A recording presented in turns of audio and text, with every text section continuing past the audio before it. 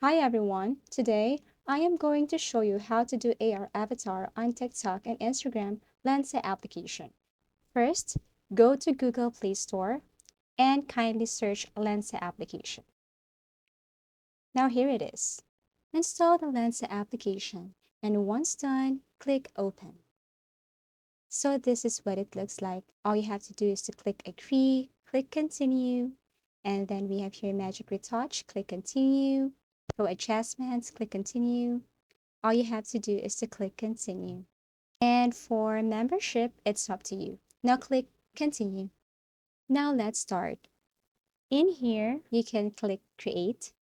And then I have reached to the age of majority, click Continue, click Female, and then select styles, at least 2.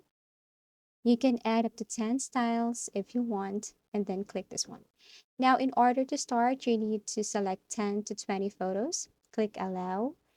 So as you can see here, I have 20 photos of Selena Gomez. By the way, Lensa is not a free application. You need to purchase this one. So all you have to do is to click purchase and then it will take you directly to the payment method. And then you can choose your payment provider and then tap this one. Now feel free to use this application. If you find this video helpful, give it a thumbs up and subscribe.